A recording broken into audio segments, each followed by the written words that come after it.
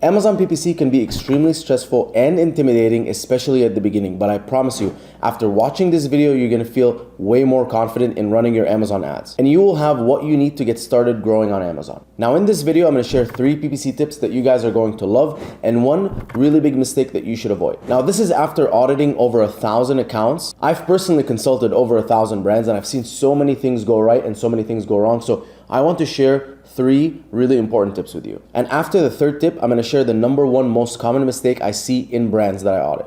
All right, tip number 1, campaign structure. If you don't have a good campaign structure, this can be incredibly detrimental to all of your ads, right? If you don't have a good structure, none of your ads are gonna work well. So what is a good structure? 1 campaign, 1 ad group, no more than 5 keywords. Let me explain.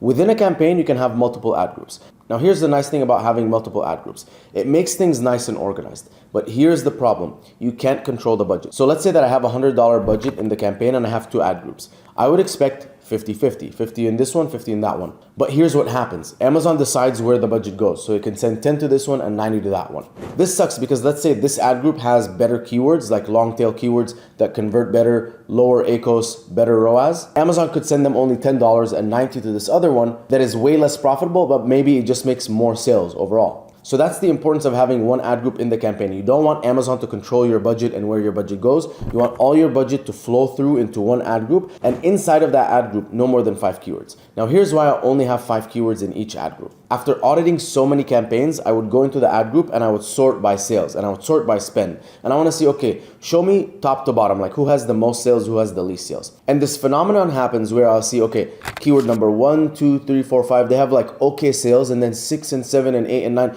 they just start slowing down, and then after like 10 or 11 or 12, there's literally non-existent. And in my mind, I'm like, there's no way these keywords aren't generating sales. I know they're good keywords. So what I would do is I would pause those keywords and move them to a new campaign, and all of a sudden, those keywords start generating sales. So I start thinking about it, like, why is this happening? And then I realized that Amazon is just sending budget to the top keywords that it thinks it's gonna convert the most. So let's say you have a keyword with a higher search volume, you know that's gonna make a lot of sales. Now, even if another keyword with lower search volume but has way more profitability could be making those sales, Amazon will put all of the budget in those top keywords. And as you scale that budget, even if you have an unlimited budget, it just keeps putting more and more budget to those top keywords. So I realized that I have to limit my ad groups to 5 keywords and then keep moving keywords into more and more campaigns and different ad groups. All right, to summarize, 1 campaign, 1 ad group, no more than 5 keywords. And 1 very crucial point here, make sure that you have a minimum of $100 budget. This is where people start getting freaked out. They're like, Mina, I have 30 campaigns,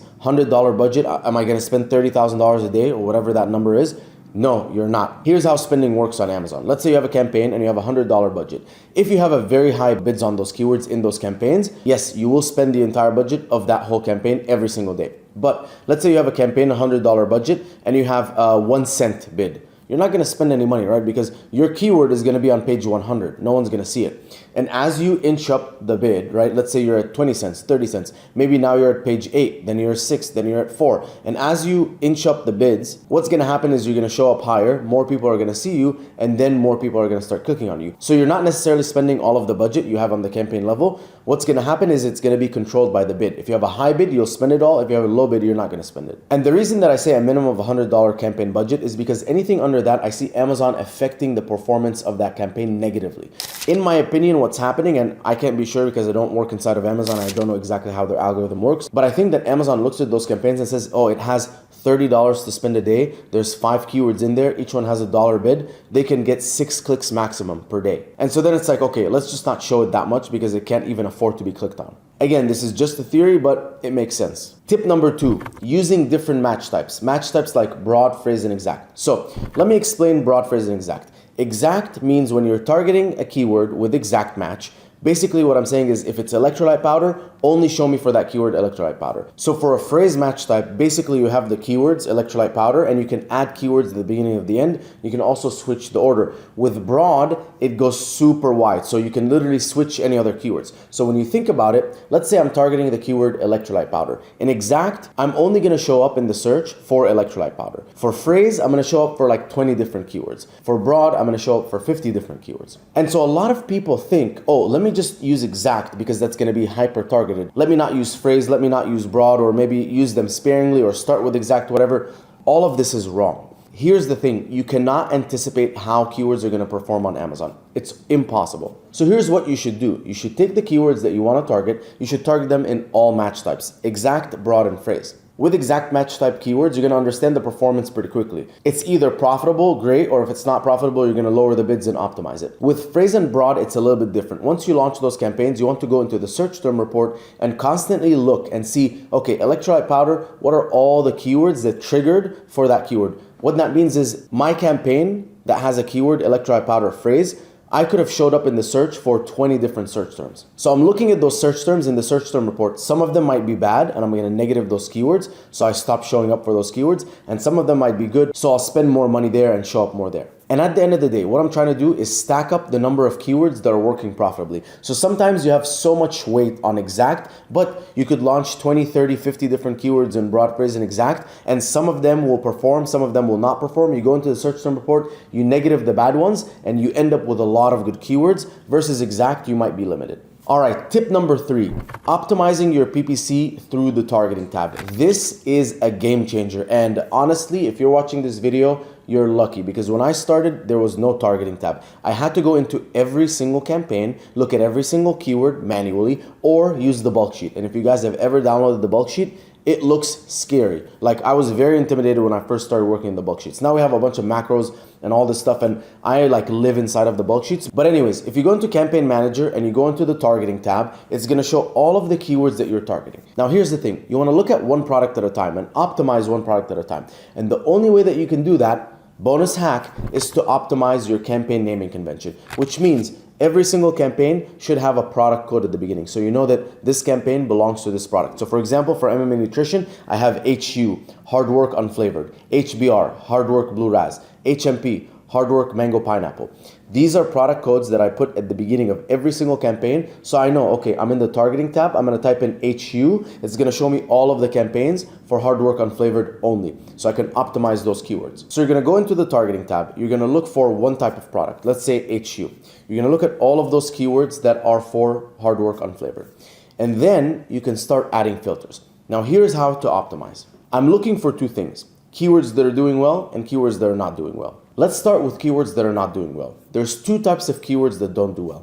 Ones that spend money and don't make sales, and then the other ones that spend money and do make sales, but it's not that profitable. Let's say they spend $50 and only make $20 in sales. The first type will just spend like $20 and no sales. The other type will spend, $50 and $20 in sales. Both of them hurt our performance anyways. However, make sure when you're optimizing the keywords that have a high ACOS, or they're spending money and making sales, but the sales are low, that it's not ones that are generating a lot of sales. So if you're spending $1,000 and generating $800 in sales, and that's one of the best selling keywords, so it's not profitable, but it's selling a lot, you don't want to optimize that one, because it could be bringing in organic sales and you don't know if it's going to affect your organic. So anyways, focus on the ones that are spending money and making very little sales. You can easily do this with filters. So you can go in and you say, okay, spend equals or greater than this, sales equals 0 or sales less than this, and so on. Or you can just do ACOS. So for ones that have a bad ACOS, you can say ACOS greater than 80%, for example, and it'll show you all those keywords. Now, if you're a beginner, you can do this across all the keywords. But if you're a little bit more advanced, you only want to do this for exact and product targeting keywords.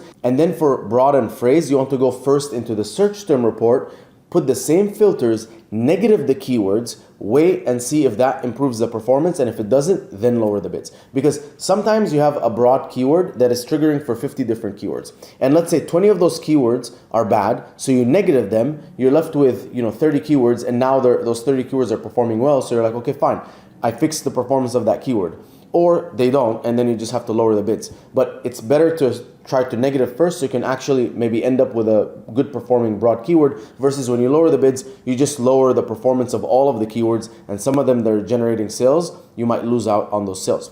And then vice versa, we're looking for keywords in the targeting tab that have really good ACOS. Low ACOS, making a lot of sales. And those keywords, I want to bump up the bids slowly. I increase the bids by 5 cents. When I'm optimizing, like trying to lower the bids, I'm lowering them also by 3 to 5 cents. And I'll do it gradually and I'll do it frequently. So optimize, optimize, optimize instead of one big optimization. Now, obviously, if you're bleeding a lot, you want to do a big optimization, but if you're not bleeding a lot and you're just trying to optimize, lower the bids. And in the other case where you're trying to scale keywords that are working well, increase the bid, increase the bid, increase the bid. Now, here is the biggest mistake that I see most brands doing. I don't understand where this ideology came from, but it is the concept of graduating keywords. What happens is you have an auto campaign, you have a broad campaign, phrase campaign, exact campaign.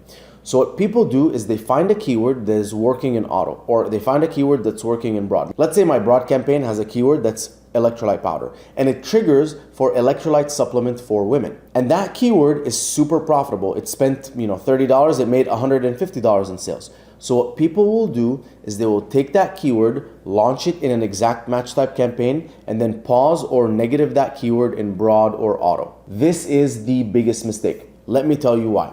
If you pause a keyword on Amazon that's generating sales, you are not guaranteed to replicate those sales in any other campaign. So you think, okay, it's working well in auto, I'm gonna take it and put it in exact, and it's gonna make me the same amount of sales or even more because I'm spending all of my money just on that keyword, not all those other keywords. Here's the problem, you can't replicate the success. I have failed miserably. I've made this mistake a million times.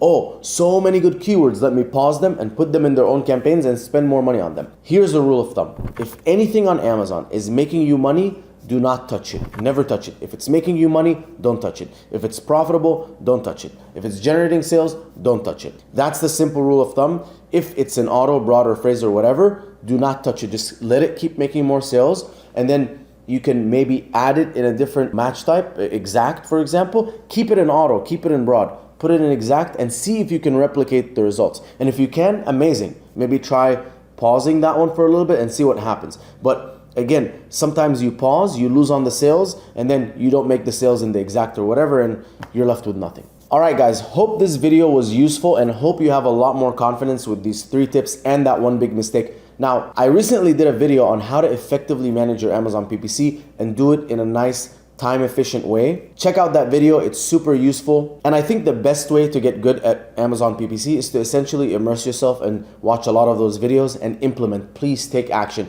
All of the stuff that I'm saying, it's great and it sounds good, but just take one thing and implement it. Take one tip and implement it, and that's how you're gonna stack your knowledge and your experience and your success. And I know that Amazon can feel overwhelming and Amazon PPC can be super complex, so if you want my team to audit your account, go through your account, look at everything, see what you're doing right, what you're doing wrong, and make a list of actionable recommendations, I have the audit link in the description. Just click it, fill it out, takes 2 seconds. My team will reach back out and we'll get an audit going. And this is for any size brand. It could be small brands, big brands, doesn't really matter. And guys, if you like this video, subscribe as usual, like the video, and comment below what other videos you want me to make. I'm happy to make as much valuable content as possible out there to help everyone. I know Amazon is stressful. When I started in 2018, I didn't know anything, and it was very tough and it was very difficult, and there was no one there to help me. And I'm trying to help as many people as possible not feel the same way that I did when I started back in 2018. So see you in the next video.